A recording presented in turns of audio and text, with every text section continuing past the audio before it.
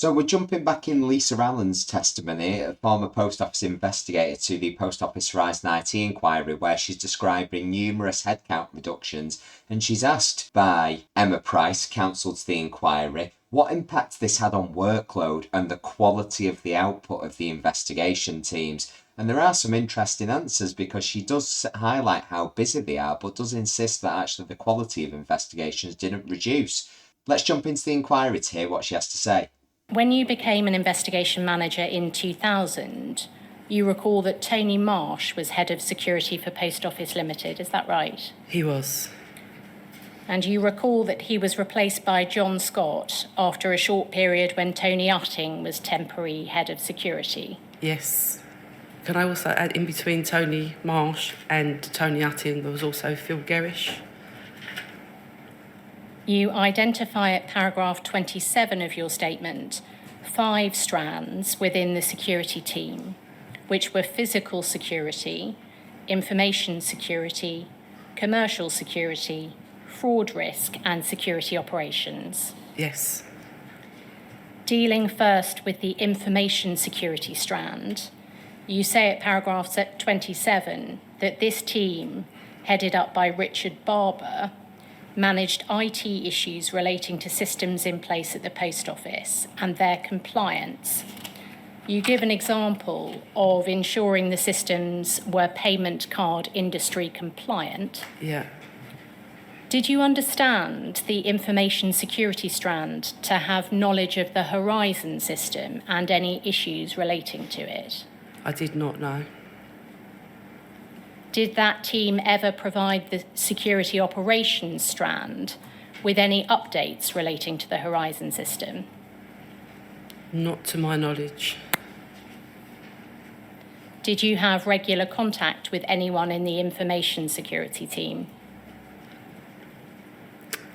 We was all based within the same office, a big, large, open-planned office, but we didn't really interact as such with them, no. Who did you ask if you wanted information relating to the working of the Horizon system? We would go to the casework manager, who was a single point of contact, I suppose, for Fujitsu, and I think they would approach Fujitsu requesting whatever information it was we was after.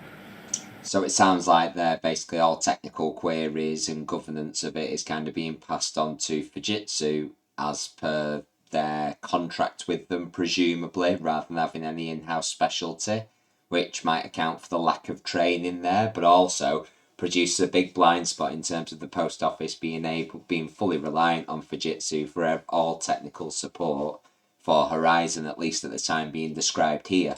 You address the security operations strand at paragraph 28 of your statement. Could we have that on screen, please? It is page 10 of WITN 089-201-00. Do you say at paragraph 28, when I joined the security team around July 2000, I believe there were 7 teams within this strand, which I think was known as the investigation team. I believe the name changed to the security operations upon John Scott heading up the security team. Each team consisted of around 6 investigators and 1 team leader. Between 2000 and 2012, when I left the business, there had been numerous headcount reduction exercises. This reduced the teams over the years, eventually to 3 teams with 3 team leaders and around 18 investigators. Could we have... So that's concurring with previous witness statements where they said there was an active reduction of headcount, basically post the installation of Horizon, when actually the workload seemed to be increasing. It'll be interesting to see what Lisa Allen identifies in terms of workload later on.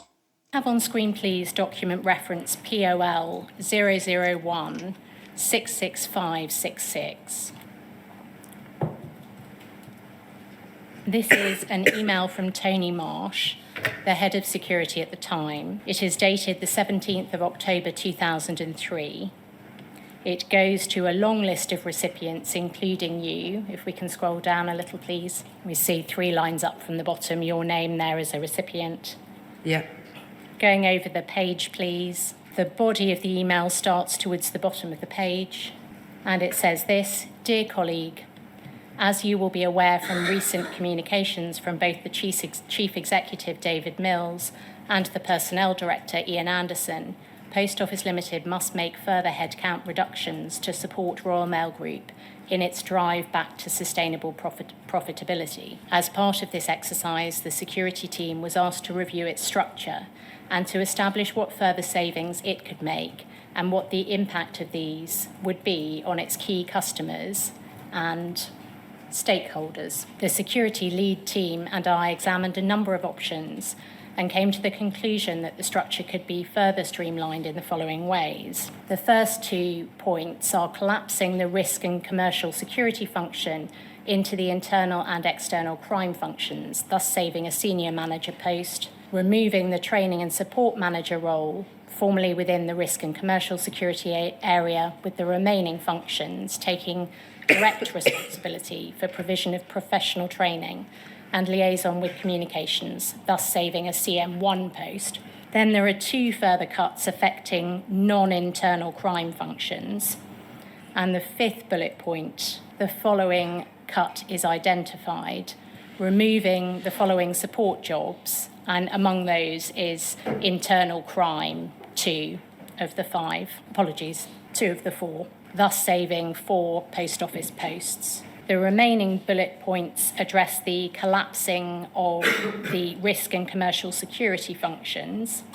So this is a time in history where there was this drive towards reducing headcount in a number of organisations, public, less so in the private sector, but this kind of phrase of efficiency was born. Well, it's only efficient if you're being able to produce the same quality of work and the same throughput with less resources. That's efficiency. Reducing headcount and having everybody with an unbearable workload isn't, and that's what previous witnesses have identified. So it'll be interesting to see her thoughts on how this exercise affected her role. And further down the page, some changes affecting the audit function are discussed.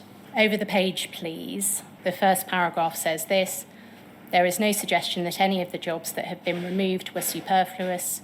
Each job added value to the team in its own way, and for each one, the team will need to be open to exploring different ways of working to absorb the loss.